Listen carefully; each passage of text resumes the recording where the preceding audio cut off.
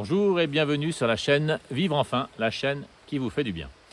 Aujourd'hui, j'ai décidé de vous parler de cohérence cardiaque. C'est une pratique simple, sans danger, qui prend peu de temps et qui comporte de nombreux bienfaits. Elle vous apaisera et vous placera dans d'excellentes conditions pour vous permettre de suivre la suite du programme que je vous ai concocté et qui sera présenté sur cette chaîne à partir du mois de septembre. Alors, profitez de l'été et des vacances pour pratiquer quelques minutes par jour. Aujourd'hui, c'est une présentation plutôt théorique. Il s'agit d'un résumé de l'ouvrage du docteur David O'Hare, Cohérence cardiaque 3, 6, 5. Vous y découvrirez ses principes et ses vertus. Et dans 2 jours, je sors une nouvelle vidéo pour vous guider dans la pratique. Pardonnez la qualité des images parce que j'utilise des enregistrements que j'ai effectués il y a quelques années pour une chaîne amie. En attendant, je vous souhaite un excellent visionnage et vous dis à très bientôt sur la chaîne Vivre Enfin, la chaîne qui vous fait du bien. Avant de vous parler de cohérence cardiaque, je vais vous parler de variabilité cardiaque. Comme vous le savez, notre cœur bat et donc il se contracte, puis il se dilate, contracte, dilate. Et cela pourrait former avec le temps une courbe sinusoïdale. Alors l'amplitude de cette courbe sinusoïdale, c'est ce qu'on appelle justement la variabilité cardiaque. Et plus cette variabilité cardiaque est grande, plus elle est élevée, et plus c'est un signe de bonne santé. Alors, il y a des habitudes et des choses qui augmentent cette variabilité cardiaque, et puis il y en a d'autres qui les réduisent. Alors, par exemple, là, chaque année, on perd 3% de variabilité cardiaque. Il y a aussi les maladies chroniques, le diabète, l'obésité, les maladies infectieuses, le cancer. Il y a la fatigue, bien entendu, le stress, l'anxiété, la dépression. Il y a encore le tabac, la pollution, toutes les addictions d'une façon générale. Et enfin, la sédentarité ou les décalages horaires qui donc réduisent cette variabilité cardiaque. Et puis, il y a des pratiques ou des habitudes qui vont permettre de l'augmenter. Alors, vous avez par exemple l'exercice physique, pratiqué de façon régulière. Vous avez la méditation, le yoga.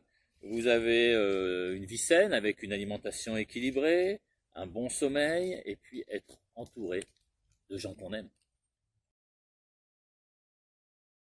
Et donc, la cohérence cardiaque, c'est un état particulier de variabilité cardiaque dans lequel justement cette fameuse courbe sinusoïdale est d'une part un petit peu allongée et surtout elle est débarrassée de toutes ces petites aspérités qui proviennent de l'adaptation constante à l'environnement extérieur. Et cette cohérence cardiaque donc est obtenue par le biais d'un exercice respiratoire.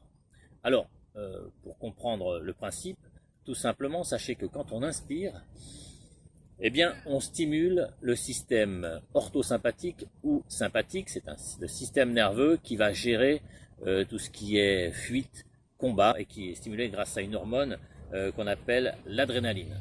Et puis l'expiration, alors là, c'est le système parasympathique qui est donc sollicité quand on expire.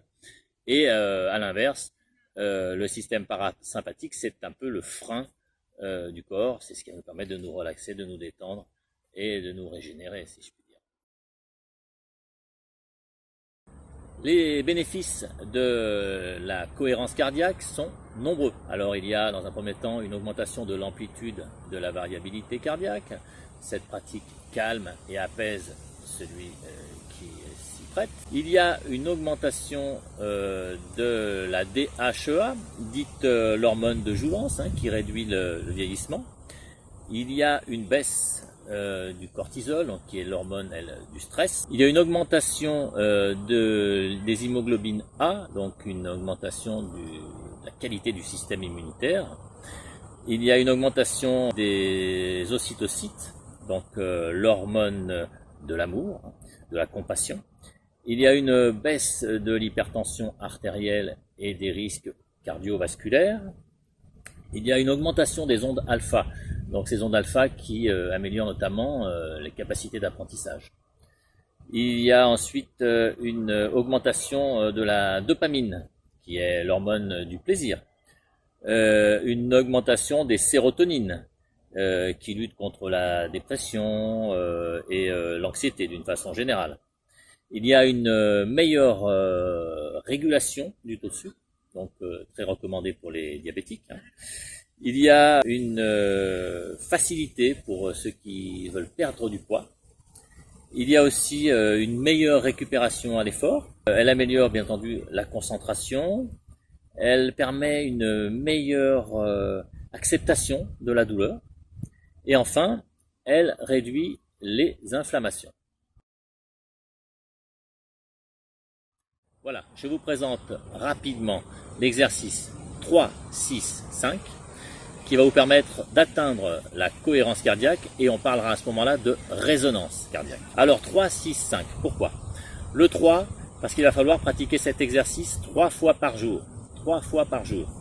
Alors si possible, le matin, au réveil, si possible, environ 4 heures après, pour la seconde session de pratique, et enfin si possible 4 heures plus tard, la troisième session de pratique. Bien entendu, il n'est pas interdit, il est même recommandé de pratiquer peut-être 4 ou 5 fois, mais si on veut vraiment une efficacité, il faut pratiquer tous les jours et 3 fois par jour. Alors ensuite, le 6.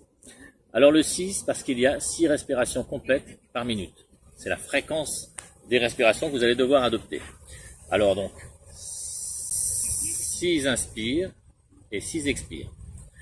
Ce qui veut dire qu'il y aura 10 secondes d'inspire et expire, soit 5 secondes d'inspire, 5 secondes d'expire, 5 secondes d'inspire, 5 secondes d'expire, 5 secondes d'inspire, etc., etc. Et le 5, tout simplement parce qu'il va falloir pratiquer 5 minutes minimum par session. Alors, comment pratiquer? L'important, c'est de se mettre droit, soit assis, soit en position de méditation, d'ailleurs, qui est très adaptée pour cette pratique, soit même debout. Ensuite, il va falloir inspirer donc par le nez et expirer par la bouche, si possible, en soufflant un peu comme si on voulait gonfler un ballon. Donc, voilà. Une inspire et une expire régulière, donc pendant 5 secondes. Enfin, il va falloir, si possible, pratiquer la respiration ventrale, donc à l'aide du diaphragme. Voilà, cette vidéo va bientôt se terminer. Alors si vous voulez en savoir un peu plus sur la cohérence cardiaque, n'hésitez pas à vous procurer cet ouvrage, donc Cohérence cardiaque 365 du docteur David O'Hare. Il doit y avoir aussi d'autres bouquins sur cette pratique. Voilà, si vous avez aimé cette vidéo, n'hésitez pas à la liker, n'hésitez pas à la commenter, n'hésitez pas surtout à la partager